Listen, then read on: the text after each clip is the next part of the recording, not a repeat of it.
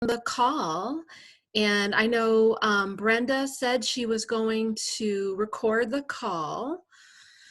So I think we'll be able to probably start that. I And then, just started the recording. no, go It ahead. should be. It should be, is that what you said? Yes.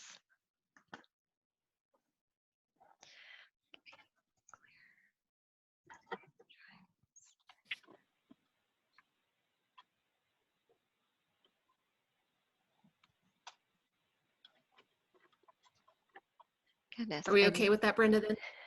Yes. But now it's not advancing my slides. So hang on just Okay. a second. So if you just want to introduce the question piece, that's the next. I think I'll probably have to check in really quickly. Hold on. I don't think, Okay. yeah, okay. All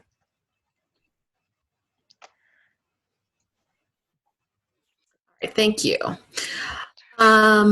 Okay, so we have Bryn on the phone, we've got Nancy on the phone, we've got Lydia on the phone, we've got other people who are all joining. So we wanted to make sure that we have this opportunity to have a conversation about how some things are going, have you guys tell us what's going on within your communities, you know, kind of sharing what your experiences are, and then we can answer any questions that are coming up and address you know, address some of the things that you might be wondering about. So I'll just pause for a minute to see if Bryn or Brenda or Nancy have anything additional they would like to say, and then we can all just jump in. I would just say that we really enjoyed having this space in March to talk and hear how things are going with teams. And coming out of that last session that we had in March, there were some questions about rapid cycle PDSA. So I've prepared some information about those to share. And then in the meantime, between the last time that we talked and today, Robin Vandermoor had sent out a Google form. So I just wanted to check in and make sure that everyone understood, you know, what that's used for, what its intent is, so that we're not causing confusion and we can just clear those things up. Okay, thank you, Brenda. Mm-hmm. And this is Bryn. I'm just, you know, when we had our March call, this group was very interested in having the opportunity to, while we have this new situation with COVID-19, having sort of ongoing check-ins. So at that point, I'm sure people recall that we had initially talked about biweekly, and obviously it's been about a month. So the one check-in, and we can do it at the end. I'm curious if people, now that we're moving in this, if monthly seems like the right kind of timing for us.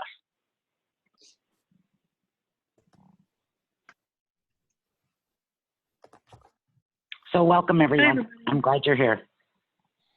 Hi, everybody. It's Nancy, and I just want to say welcome. I'm glad everybody could join, and I hope you're all doing well and staying home and staying safe and healthy. Okay, thank you, guys. So let's open it up for some thoughts or some questions. Some things that are positive that you'd like to share, some questions, things that are being brought up in the community that you can pass up to us, and maybe we can push forward. We're happy to have that, give you guys that opportunity.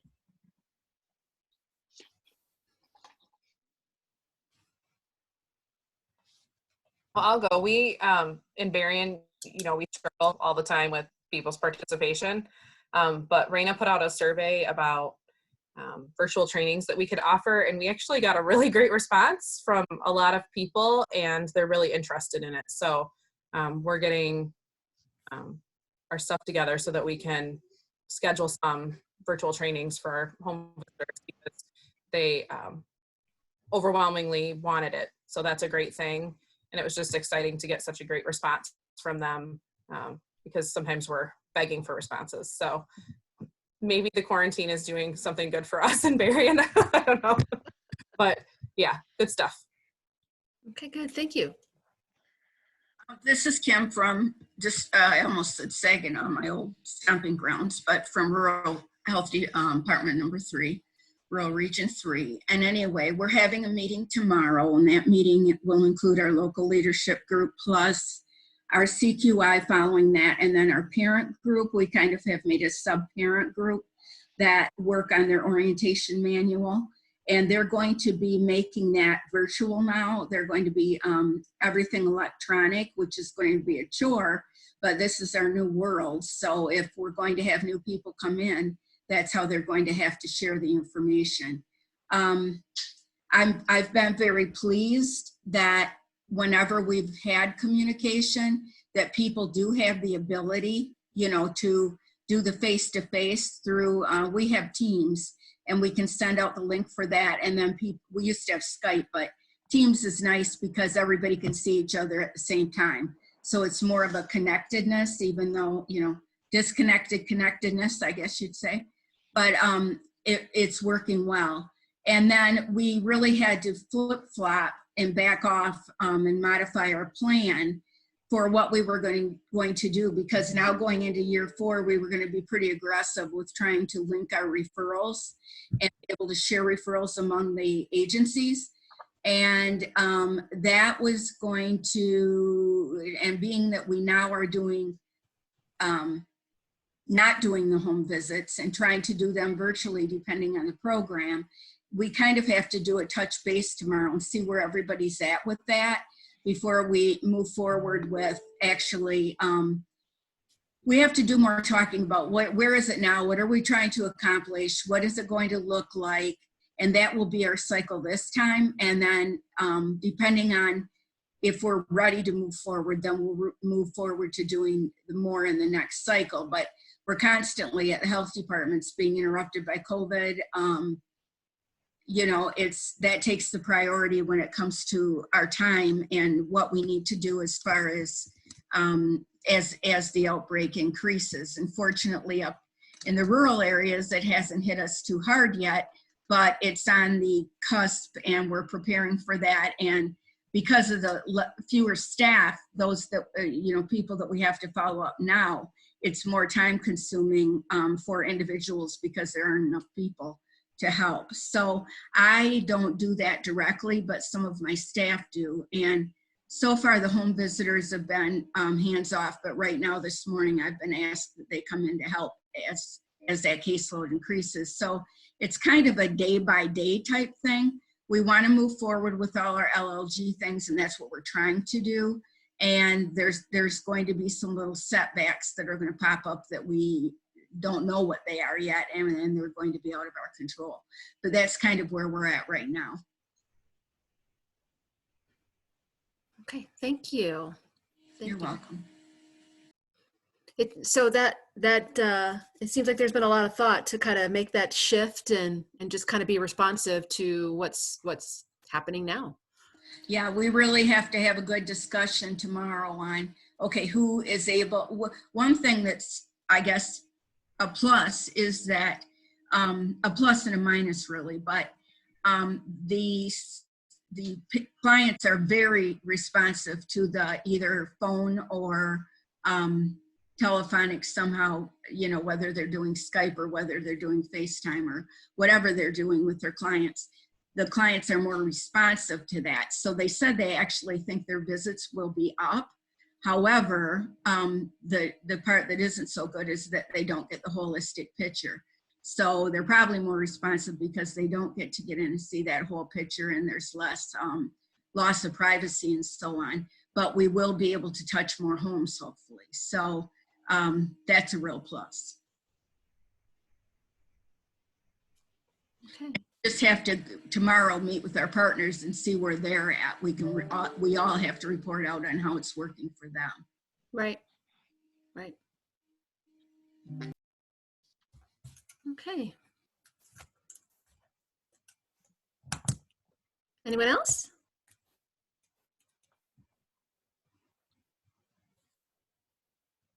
Hi, this is Jessica from Oakland. I just wanted to give you an update about what's going on in Oakland. We did have a meeting last week, and I did point out that we could do professional trainings, virtually now, and I know some of you guys have already talked about it, and it was received with really positive feedback. The big one that people or home visitors were really wanting was something around depression, because a lot of it is obviously going on. So I'm working on putting that together, but I don't know if anybody else has been hitting a roadblock with finding facilitators that can do this via Zoom or virtual training. So I didn't know if anybody else had any success with that. When we were talking with our home visitors, they are getting in contact with their families, but some of them are, not returning calls, or the ones that they really are worried about. So, like others have said, some of them have been very successful and have been able to meet with families more often, but then, there are the ones that they are the most concerned about, and those tend to be the ones that, are not returning phone calls and are not following up. So I guess the big concern that I'm hearing overall from my home visitors or from these agencies are, how to deal with, I think right now with the depression that's kind of settling in with everyone.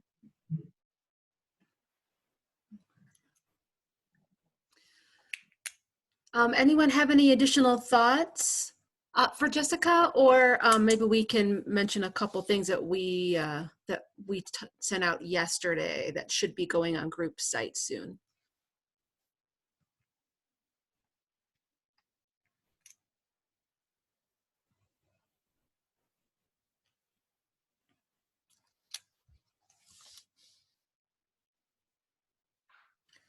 So I'm not hearing a lot of comments, Jessica. I think there's a lot of concern right now for people who are experiencing just hardships and challenges, and how to support them to get them access to what they need. The Department of Health and Human Services did release information. It was Monday, I think. About a new hotline that was specifically set up for people who have pervasive mental illness or need that support. You may have already seen that, and we can make sure that gets out. Bryn may have already sent that out as well. I think they received that this morning, just so you know, so okay. People know, because if they've not been in their inbox, they wouldn't know about it yet, but they got that this morning. Okay, thanks, Bryn. I think the question is really, if I'm not sure what other options we have to try to reach families to be able to even give them this information. I mean, even if you have the information, you aren't reaching the families to be able to give that to them. Has anybody else experienced something similar where they've tried something different in order to try to reach a family that they want to connect with? Or is anybody hearing about anything else?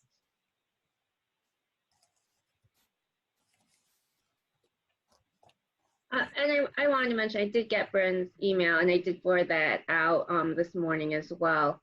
But yeah, that's just what I just wanted to say. That's what I've been hearing. Okay. I know the only other thing I've been able to do, because I've been really hit and miss with my families too, is that I've been sending a packet of information to their homes about every 2 weeks, because I can't go into the office so much. But I try to put all of the newest information on there, and then always include my email address and everything if they have questions or comments, because they're just not getting back to me. Some are a lot and others not at all. So that way, at least I know that something's going to them. This is Kim again. And so there were a couple of clients that one of our nurses had trouble getting a hold of and finishing the visits because they ran out of minutes on their phone. So we are trying to come up with a method to repair them for their minutes so they can do that visit.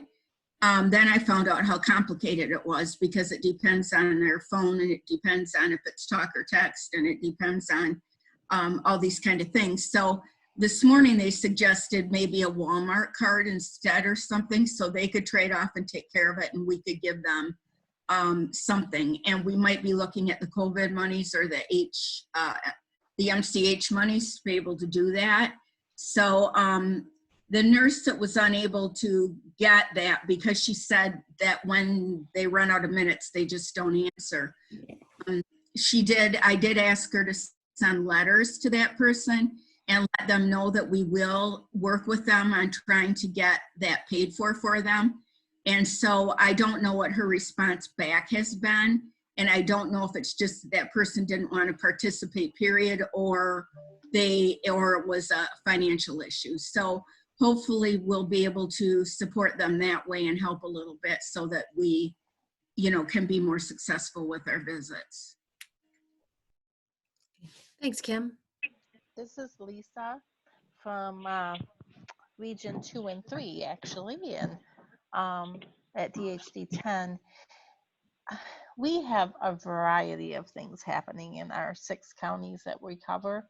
Some of the families are quite engaged for phone visits, and others have just elected not to do any kind of contact for the most part.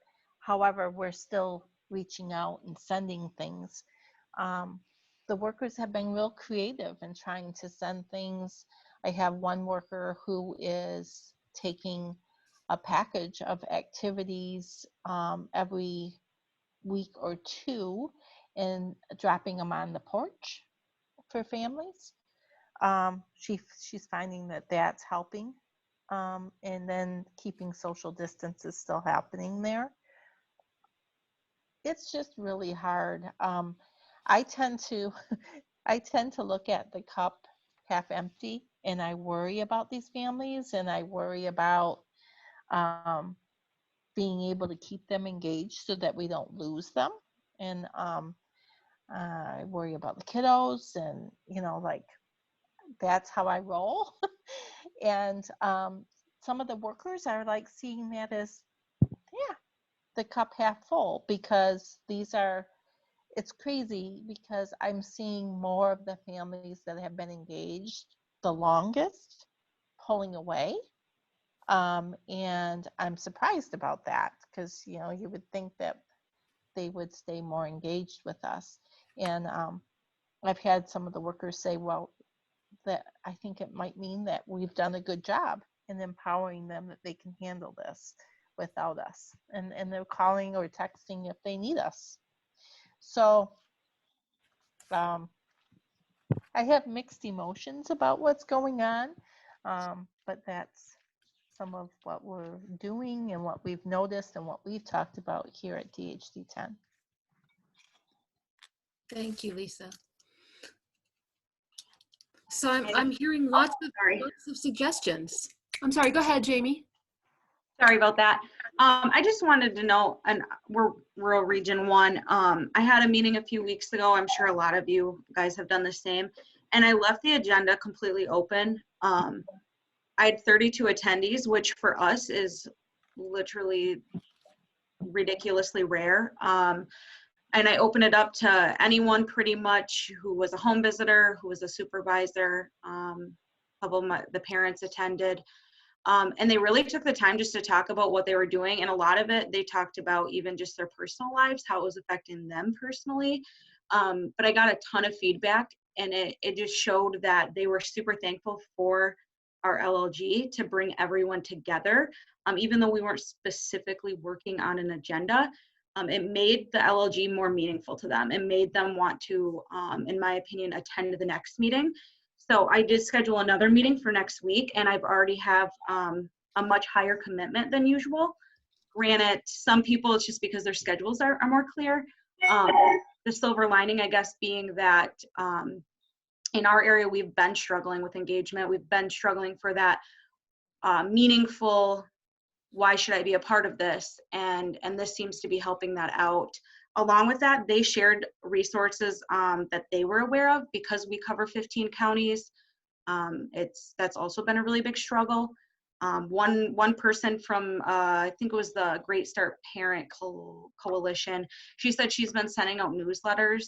So then I took her newsletter, shared it with the greater group, and it sounded like a couple other people might tailor that to their actual home visiting program and send something like that out. And then, like most of you said, they were doing some personal check-in phone calls and trying to do virtual home visits. Thank you, Jamie. That's really, really good to hear. I think you're just really working hard to make sure that you get that engagement and you keep that engagement. I think everybody is, and I know that has been a struggle for you, your area in the past. So to hear that you're having that engagement is hopefully going to be that kickstart, like you said, to have them keep coming and keep wanting to engage when things are opening back up and we're figuring out how to make that new normal work. So thank you. This is Kim. If I could jump in with a question for everybody, because I have to have an answer early this afternoon. It's the first it's come up. I have 2 home visitors that need to go into the home, want to go into the home because they have babies coming home out in neonatal that, and what, you know, like, and one was a failure to thrive and another had some other issues. And at any rate, they need to do weights.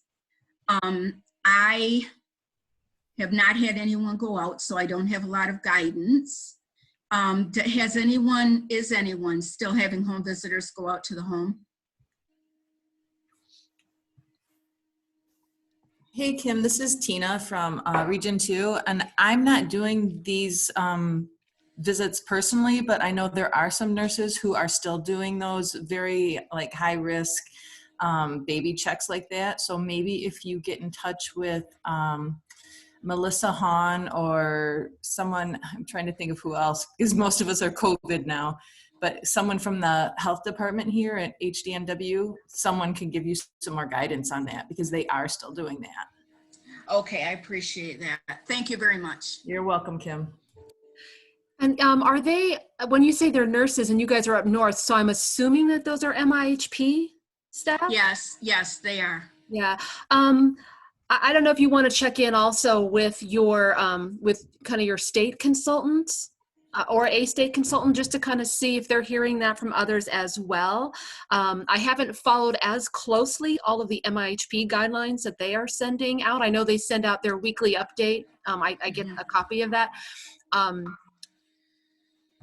I don't know if they've sent anything out particular, whether they are restricting it or doing it or making it dependent on the situation. Right, it's not restricted. My coordinator already called. Okay. It'd be easier for me if it was. However, you know, the babies need to be weighed. So at any rate, my concern is getting guidance together for them with what PPE they have to wear. You know, I certainly would want them to try to do it. You know, maybe give the mother the scale and have the mother do it. And then, but I have to tell them how to, you know, how to garb up, what to get rid of before they leave the home, how to carry it out, you know, all those CDC guidelines. And I was just really hoping somebody already had those so that I can not have to go do all my research before I tell them about going out. So Kim, this is Nancy. I think the question you're asking, what we're generally doing when we're talking about implementation of individual models is really referring people to think, yes, about that CDC guidance. Yes, look at what your model guidance has been. Look at the agency guidance that you received from your agency, from your health departments about, you know, what those interactions, those kinds of things would look like. So I think that those are kind of the sources you need to look at for how that would move ahead. Are you the supervisor of the MIHP and you're staffing the LLG? I'm the community health director and director of nursing there. So I'm actually the one who would be doing the guidance for the agency. That's why I'm looking for some assistance for it. And yes, I am the lead for the LLG as well. Okay. I was just curious because we're kind of crossing over between implementation of a model and thinking about kind of at the LLG level. And I was just trying to put that together in my head. Thanks for clarifying that. Yeah, I just, the reason I realize it's not necessarily, you know, in the context of this meeting, but I know everybody out there, a lot of the other people are going to be dealing with the same thing because of the home visiting programs. So I just thought I'd use this venue to get my question asked.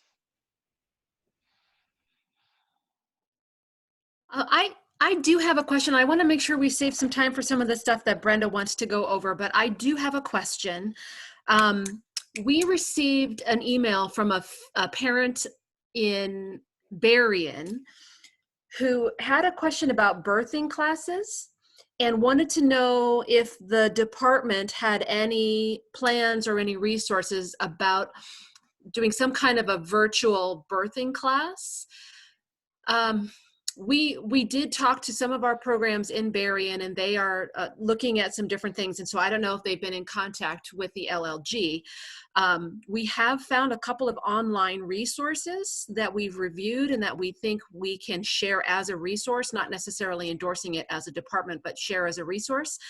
It was just a question that I had, wondering if this had come up for anybody in any of your communities, and if any other solutions or recommendations had been found for families who were interested in birthing classes specifically.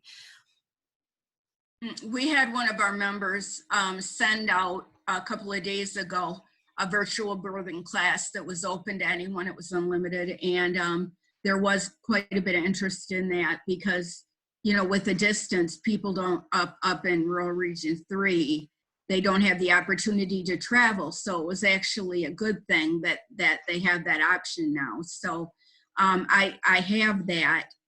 I don't know if we need to share it, being that you've already shared it, but yeah. Was it Motherly? Do you recall? Was it Motherly? I don't recall because Okay. I didn't look at it that carefully. I just, you know, sent it out to the members. We were just curious. This wasn't, we're kind of keeping our ears to the ground for different things that are coming up as issues for communities. So one of the first things we had heard was the non-emergency Medicaid transportation. That was a question we received. We received a question and some concerns about the availability of formula. So we worked with our WIC partners to help learn a little bit more about that and make sure that they were aware. And this was another one that had come up. It was the birthing classes. So it was just a question to see if this was a widespread issue or if others had found solutions already. So I did say that we had found a couple of resources that we can share. I just didn't know if it would be something that is more widely impacting the state than we had realized. Tiffany, there's a comment in the chat box from Effie at Ingham saying that it has come up in their community as well, and they have virtual classes. And then from Kristen and Berrien saying that they hadn't had that shared with them, but they'll certainly circle back to it at their meeting. Okay, thank you. And Effie, if you have that, the link available or where that is or how that's working, you can send it along and just let us know. So we have that as a resource as well. The parent who contacted me, she's actually the mother of the person who was pregnant, and both her daughter and her daughter's partner had lost their jobs. They were reluctant to, receive any social services help like Medicaid or anything else. And they just didn't have any funding to pay for online birthing classes, which is one of the reasons we were trying to find a free class. And Motherly was the one that we had found and reviewed. So yeah, if anybody has any expectant parents organization. Okay, perfect, Effie, thank you. It sounds like people have already found lots of solutions, and if you have any and you've learned of any and you want to send those along, just send those and we'll include them in our resources as we send that out. That's perfect, thank you.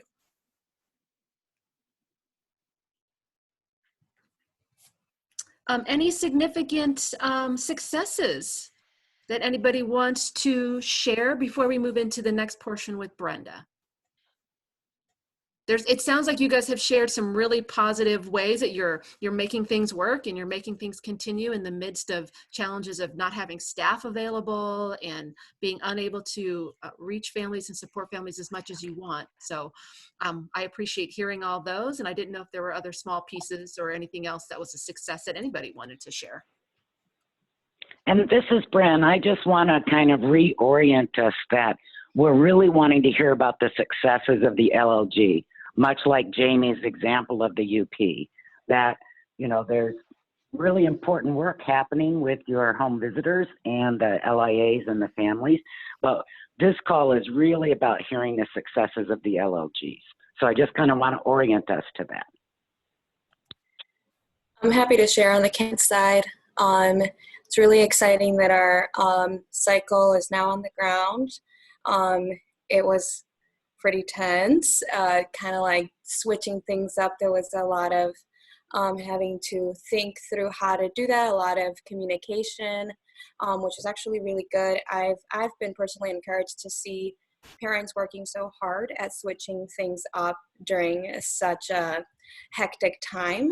One of the parents came up with a beautiful flyer for promoting home visiting services in Kent County that is now being shared through Facebook posts. So we'll be meeting next week on Wednesday to talk as a team about how that's going. Yeah, and so that's really neat. I feel like we're kind of feeling like we can take a little bit of a breather at this point and just kind of let things see how they pan out. We are also in Kent County having our home visitor provider network and local leadership meeting next Monday and our home visitor panel next Tuesday. So just seeing the organizations work together has been really encouraging, and for these efforts to continue even in the midst of everything. Even though we've had to, you know, switch everything to virtual, it's just amazing to know that we have that opportunity and that capacity. So yeah, good things from Kent. Thank you, Ruth. Mm-hmm. And Ruth did send me the flyer. I'm filling in for our communications person since he had left his position, and the parent did really do a great job considering it was brand new to her. Yeah, it turned out really nicely. Yeah, she took on Canva like a pro, which she had never used before, so I was very impressed.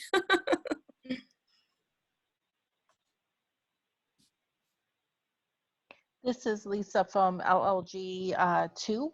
I know Tricia wasn't able to get on today, and neither was our parent rep that we have, but we're continuing to meet virtually and exploring ways to engage another parent, but we just got to figure out how to engage her at this time of difficulty with. She's apparently the parent that we were trying to engage has pulled away momentarily from visits as well right now. So we're exploring different options, and Trisha's working on it. Thank you, Lisa.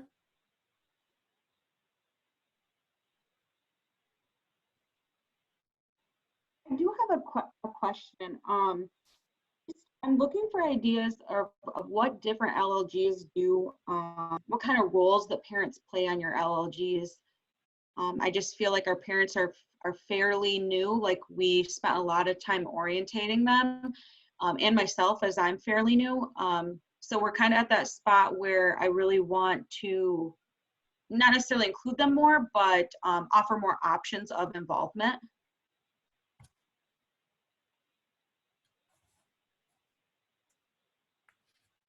I'm happy to answer on that. This is Ruth at Kent.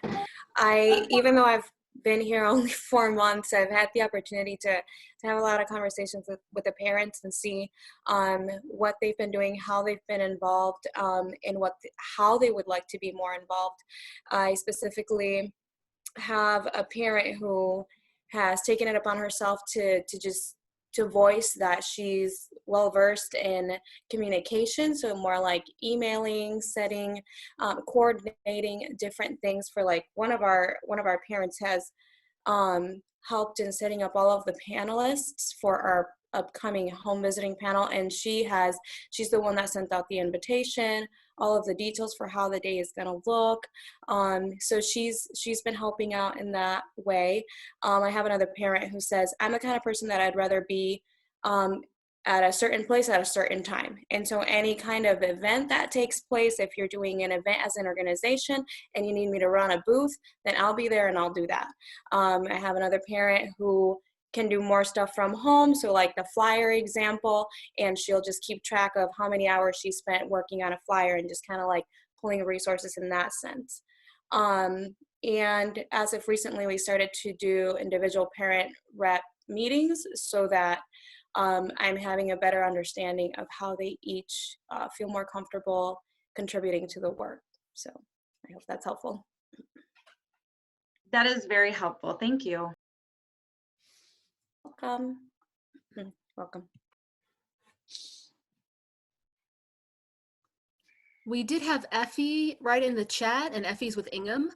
CQI and statewide local groups would be great for parents. She agrees with Ruth that parents are involved in parent panel planning and setup, so similar.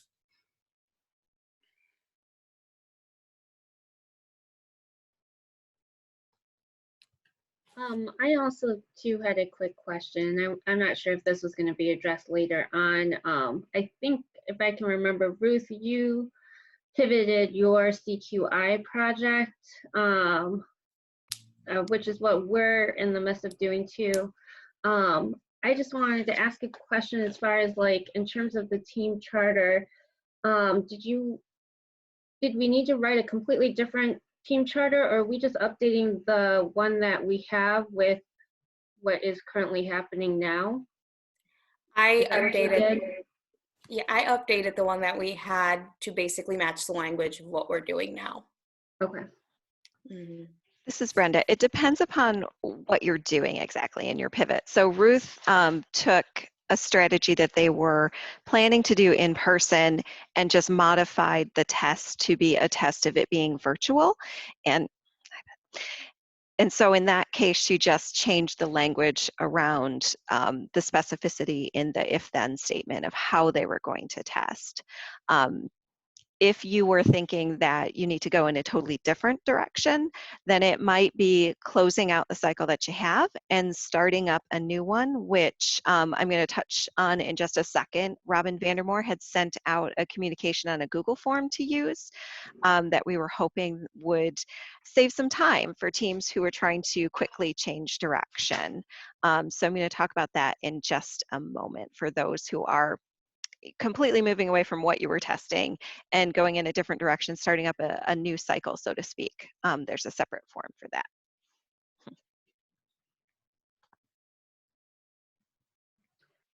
I just wanted to, I'm just a little bit concerned, we did decide to, completely pivot. I guess that, I can ask later on. I guess my concern was, a lot of it is we don't know if we're going to go back. I'd like to revisit my old cycle for this upcoming fall. So I'm sure you'll touch base on that because I don't want to let go of it. But I'm just afraid that here I am going to be with this cycle with the hopes of revisiting my old CQI with the second phase. But I'm worried that it's looking like we might not be back to normal for a while now. Yeah, there is a lot up in the air. So there are a few avenues that we can take, and those things can evolve over time. So you might pause the one that you were working on in the hopes that things get back to a spot where it seems like an appropriate test in, say, June or July, or close it out if it looks like later this summer it's just not going to return to a spot where this test is appropriate to what's happening in your community and what would be helpful and supportive, and come back to it next year or whenever you return to the new normal, so to speak. But yeah. And definitely we can talk one-on-one as well to talk about your specific situation and just kind of clarify what might be the best path for your specific LLG, because there are lots of factors within communities. Okay, so I want to be cognizant of time. So if you have more questions, continue to reach out or pop them in the chat box and we'll see if we can address them before we get to the end of our time, because I want to be respectful of time. 1 second.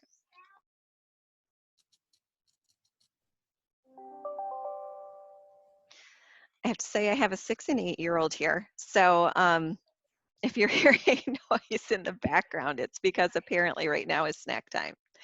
So the kiddos, you might hear them, and I'm sure you saw them pop in. So continue to send those questions. We'll talk about the question that Bryn had before as we keep going about how frequently these calls will be helpful. But in kind of a segue from your question, Jessica, is the Google form that you should see the slide on now. So all of you should have received an email on, I think it was April 8th, from Robin Vandermoor talking about, how are we doing QI in this time of the pandemic and stresses to teams and needing to quickly pivot and trying to fill those buckets of fulfilling documentation that's needed, but also what's most helpful to the teams.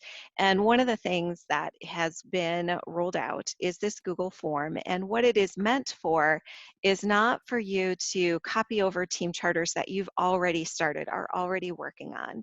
It's meant to be a quick way to check in with us on things that you are starting up now. So any new projects between now and September, you can just submit this Google form in lieu of the full team charter. So we know teams are trying to move quickly to find projects that will be supportive to what's happening in their specific community. So the team charter information has really been distilled down to what are 4 questions, asking you, what is it you're focusing on? What is your aim? What is it you're testing on a small scale? Because what we're hearing is lots and lots of small tests. We're just going to try something super quick for a few weeks with the agencies that we partner with or the teams that we're working with, and see if that works to help, because things are changing so rapidly. What did your team learn? And then if it was successful, how are you planning to sustain it? So it's just answering a few questions as you go along, and MPHI will gather that into a form.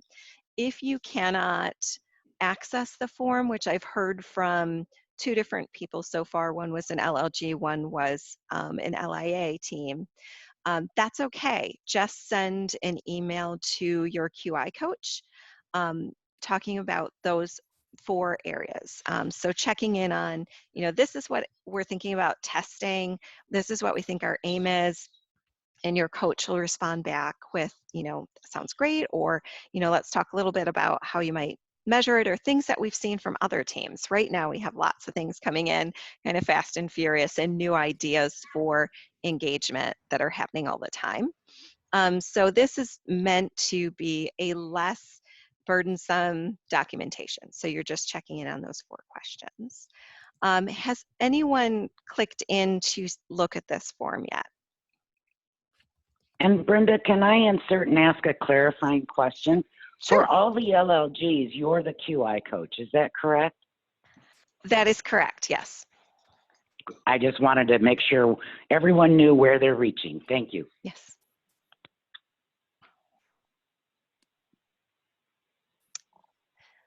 So quite a few of you have had questions already that you've reached out via email or phone calls on how to pivot your test and such. If you are getting to the point of creating a new team charter, you do not have to choose to use the long form. You can use this quick piece. And again, if the link isn't working, you can just send some basic information about these few questions to me via email, and we can have a conversation that way. Are there any questions about the Google form?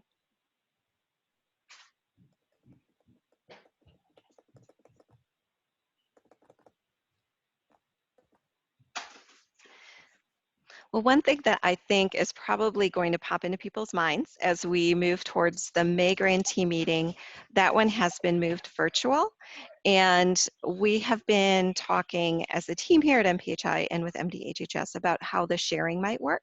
So know that there will be an alternate template also coming for storyboards that will be basically the same sort of thing. It will be a one-pager that has 4 questions to just report out the basics of what you worked on, what happened, those sorts of things. So if you haven't started your storyboard yet, you might want to wait a few days. It should be coming out this week. It was under review by the team yesterday, and some final changes were being made.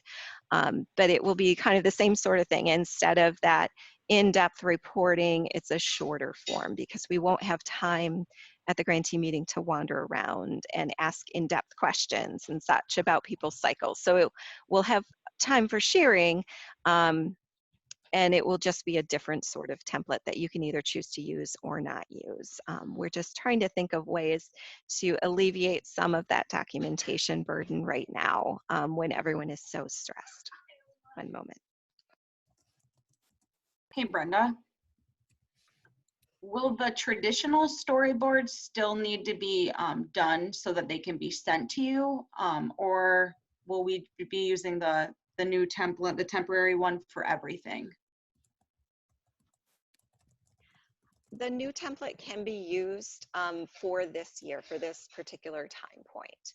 So just like the Google form will take the place of the official team charter, this separate template of displaying and talking about what happened with your PDSA cycle would fulfill that as well. It's another version of the templates that's just abbreviated so that we can kind of adapt to the space that we're in and to the virtual sharing. Thank you.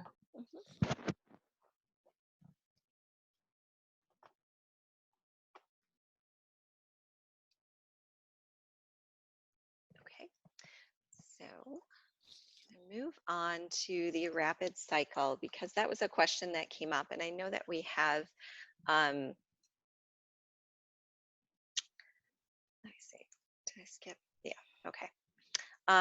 We have a limited amount of time here, but I wanted to touch base on this because in CQI, we communicate, the 9 steps, the 4 stages, and the same thing applies to rapid cycle PDSA. Rapid cycle is a term that kind of came up with the National MCV coin work. What they do is a different approach of having very short tests that are just a week or 2 in length and having more of them back to back. So it is a way of chunking out a PDSA cycle into lots of mini cycles. So rapid cycle PDSA are those that they're planned, they're tested, studied, and acted upon in a short time frame. In our traditional approach in Michigan, we've always encouraged a planful, kind of slower approach with tests that were lasting 3 to 6 months. And a lot of effort put into that plan stage to ensure that you are finding the right solution that will have the most impact. Rapid cycle PDSA starts with that same deep kind of look in the plan stage, but then uses that same plan stage for additional small short cycles.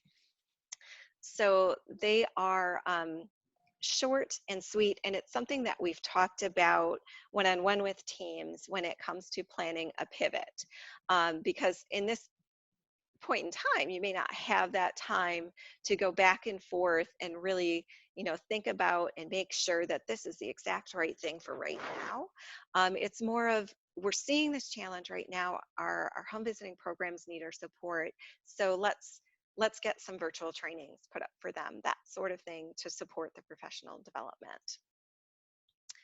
It's still, even when you're moving rapidly, you are still doing a formal improvement effort. It's still data-driven. You're still measuring something. You're still using PDSA and the QI tools. You're still having some sort of documentation of your planning of it in a charter and what happened with a storyboard. But PDSA cycles do not have to be complicated and long and boring. So you can do things quickly.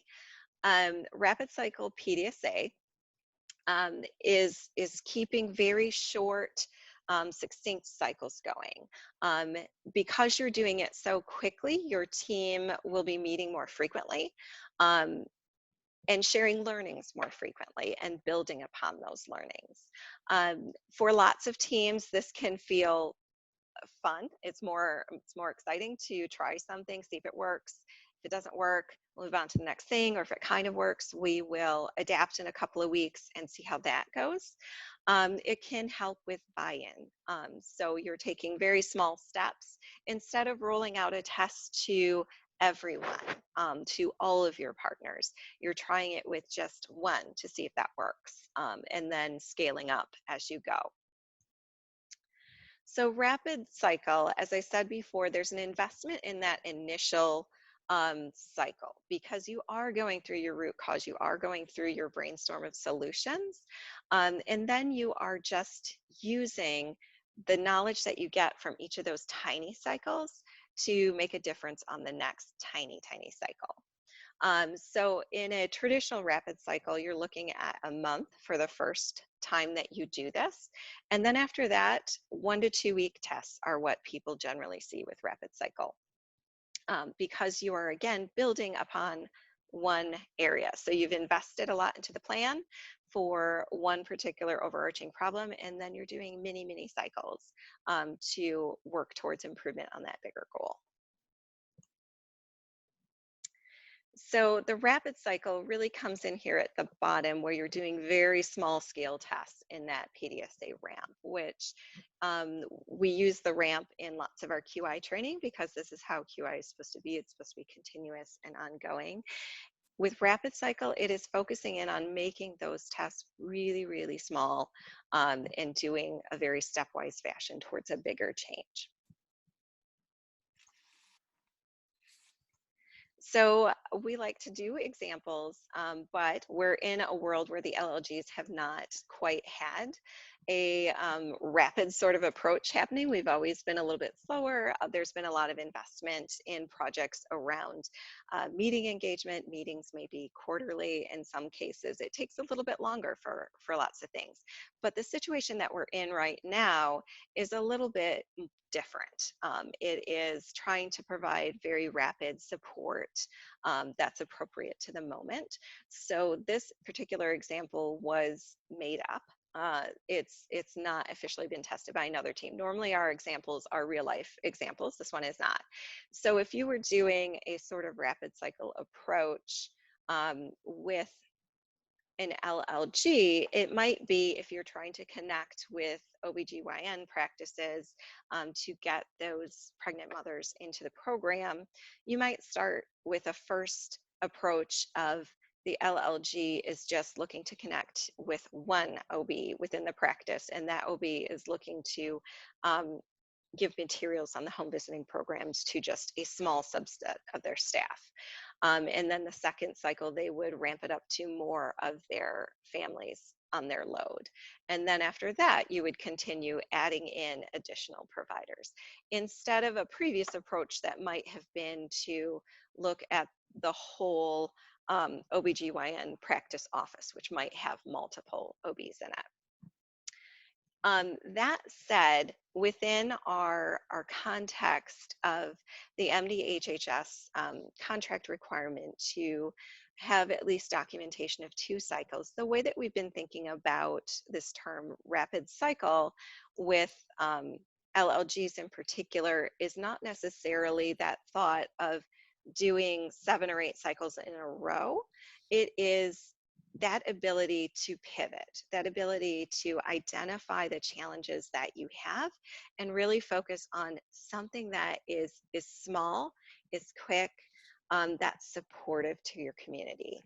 And then you can test this under different conditions when life goes back to the new normal, or this is super successful, whatever you're testing with 1 or 2 home visiting programs. So we'll roll it out to everyone else.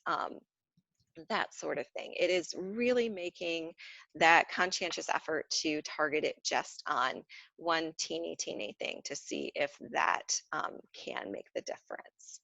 You're still going to compile some data along the way. It may not be as robust as a longer cycle, but it at least gives you a little bit of an inkling of did that particular work, did it work? Did offering this type of professional development virtually for these programs work this month or this week? What is the feedback you got? And then looking to how you can improve upon that based upon the feedback.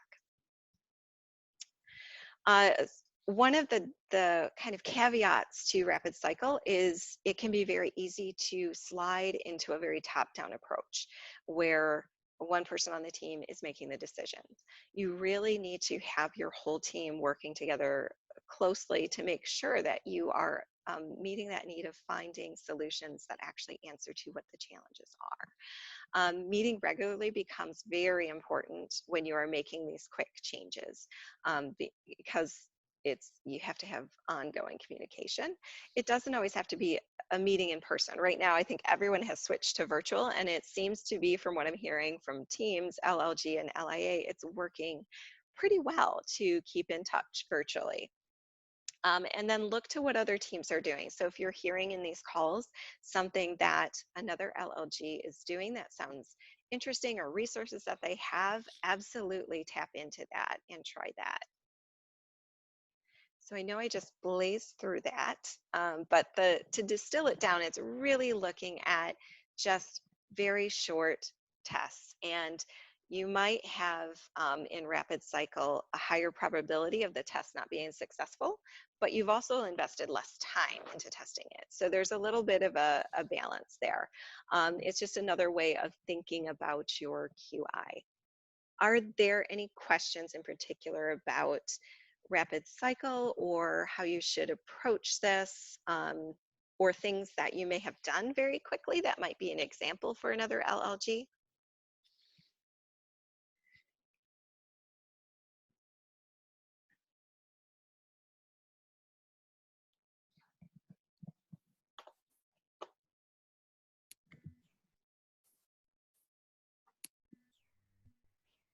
So Brenda, for clarity's sake, I'm trying to find out, are we moving our current cycle to a rapid fire cycle, or is this for a PDSA cycle too? This is not something that you are required to do at all. It's more information about a different approach to QI because the term has come up a lot recently in terms of teams moving to tests that are super short in nature.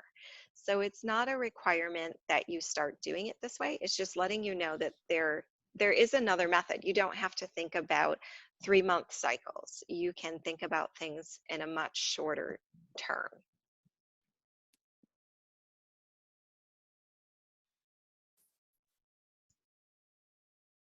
Brenda, this is Jackie, and the rapid cycle is really new to me, and as of today. And I'm just wondering if it's possible that it can be an agenda item for the grantee meeting, just to get more in depth. And I guess, you know, I'm a visual, and and I wasn't able to get into Zoom today, so I called in. But I would really love to learn more about this before asking LLG members for their thoughts on this new approach. And I think there's going to be a recording of this session that I will post to group site so you can see it later, Jackie, as well. And if there are lots of questions coming up about it, we can carve out some time to talk at the grantee meeting, because that will be happening next month. But I want to clarify again that though rapid cycle with the coin has been used to do a dozen or so very short 1 to 2 week tests back to back, that is their structure, that is not what we're suggesting here for you, because you're partway through a year where we have already kind of started this slower approach of documentation of at least 2 cycles. So don't hear this as a instruction to now start, oh, we have to do 8 tiny cycles by the end of the year. That's not it at all. It is shifting the way that you think about the projects into okay, what is a quick solution that seems to meet our challenge, that maybe can be tested in a week or 2 or a month, and wrap that cycle up very quickly because of the situation that we are in currently with the pandemic. It seemed like a more responsive approach to the changes that people were making in their cycles, because you are very quickly trying to respond to the need that you're seeing among your home visitors, your home visiting programs, your other partners. There is a greater need to be much quicker in the turnaround of a plans, do, study, act. So I provided the information on the greater overarching what is rapid cycle to give that context, but know that it's not an instructive that you need to do 6 or 8 or 10 tiny cycles between now and September. That's not it at all.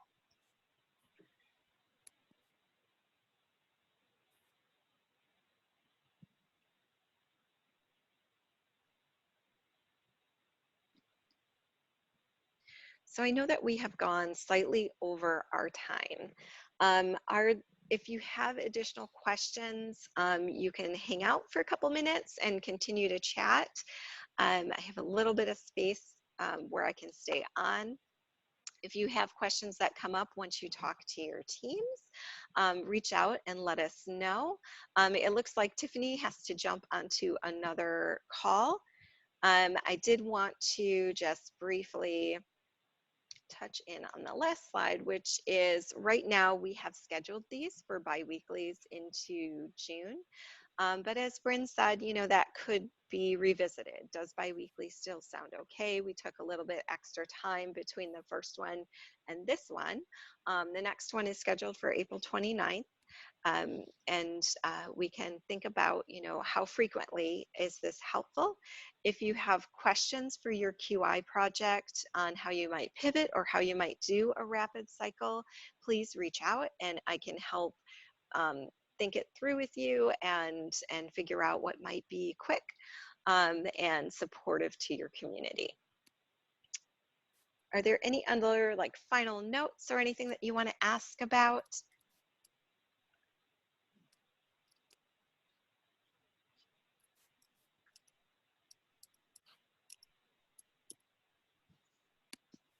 Again, I want to thank you all for your time. I know it's helpful for us to hear from you and hear what you're experiencing and thinking about how we can support you. And I hope that these calls, this talking with one another is also helpful to hear how other teams are working to support their communities and some ideas there.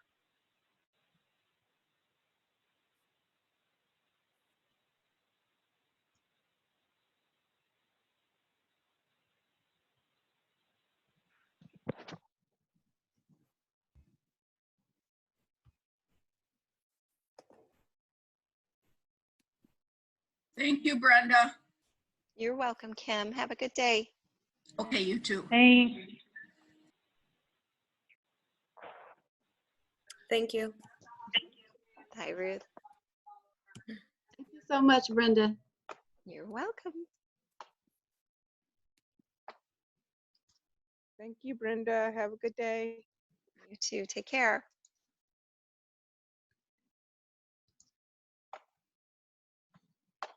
Hey Brenda, it's me again, super chatty Jamie.